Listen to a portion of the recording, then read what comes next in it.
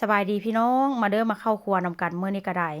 มื้อนี้ก็ดึกดื่นๆอีกแล้วพี่น้องหันบ่แม่นดึกนี่ก็บ่แม่นข่อยเนาะเฮือนหลังนี่ก็ส่วนหลายเฮ็ดกับข้าวกินดึกหันบ่เฮ็ดก็คือว่าหั่นล่ะเนาะท้องมันก็หิวจอกๆห้องแจ๊กๆอยู่พี่น้องเอ้ยเลิกงานมาก็เปลี่ยนเสื้อผ้าก็แวะเข้าครัวต่อน้ำก็ยังบ่ทันได้อาบเพราะว่าหยังคืออยากกินทอดน่องไก่ตอนแรกเนาะมื้อนี้ข้อยก็คิดว่าเลิกเวียกกะเช้ามาแล้วหั้นนะ ข้อยก็คิดว่าข้อยก็จิมาอบไว้อบใส่ไมโครเวฟหรือว่าอบใส่เตาอบหั้นนะพี่น้องขอโทษไมโครเวฟว่าซั่นแล้วก็จิใส่กล่องไว้กินมื้อนี้กับมื้ออื่นแต่ว่ามื้อนี้เนาะมื้อนี้ก็ไปกินกาแฟกับหมู่จังซี้นะมันก็เลยบ่มีเวลาว่าซั่นซะแล้วข้อยก็เลยบอกว่าถ้าหากว่าบ่มีเวลาเช่นเลิกงานมาจึงสิเฮ็ดกินแต่พวกเจ้าฮู้บ่ว่าข้อยได้กินประมาณจักโมงสั่วสิอาบน้ำอาบท่าแล้วฮอดแล้วก็ไปอาบนงอาบน้ำต่อ เที่ยงคืนครึ่งพี่น้องก็ย่ามันเถาะไปเนาะหันบ่เฮ็ดมันก็บ่ได้กินเพราะว่าสิตั้งใจมานั่งเฮ็ดแท้ๆนี่มันก็ยากว่าซั่นซะเนาะพี่น้องมื้อนี้ข้อยก็สิหมักไก่หมักนี่ก็หมักแบบสูตรธรรมดาแหละสูตรดั้งเดิมว่าซั่นซะใส่มื้อนี้บ่ได้ใส่ข่านอนเด้อใส่ซีอิ๊วขาวใส่เกลือน้ำปลาแป้งนัวน้ำตาลแล้วก็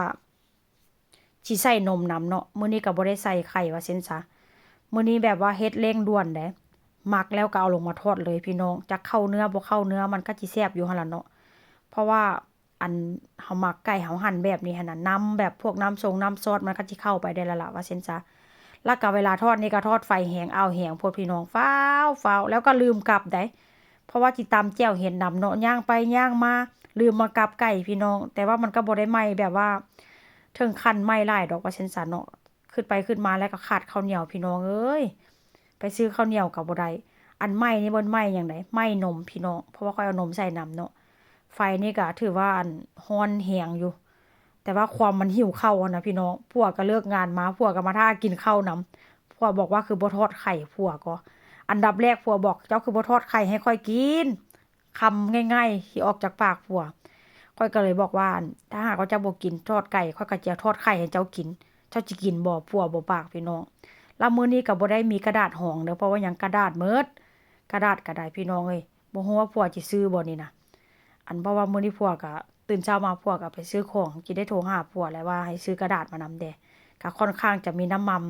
มันติดแด่จักหน่อยเนาะถึงแม้นว่าสิออกสีใหม่ๆก็สีสันก็ค่อนข้างน่ากินอยู่แล้วก็แซ่บพี่น้องแต่ว่าข้อยก็ยังสิตำแจ่วเห็ดอยู่มื้อนี้ก็ได้คืออยากกินแจ่วเห็ดแต่ถ้าหากว่ามีข้าวเหนียวกินกับแจ่วเห็ดกับทอดไก่นี่ก็คือสิเข้ากัน อันที่เห็นอยู่ต่อหน้าอยู่หม้อกระทะหั่นแม่นเห็ดเนี่ยนะพี่น้องค่อยทอดเห็ดนี่ล่ะเนาะหน้าตาของมันก็จะเป็นประมาณนี้พ่อแม่พี่น้อง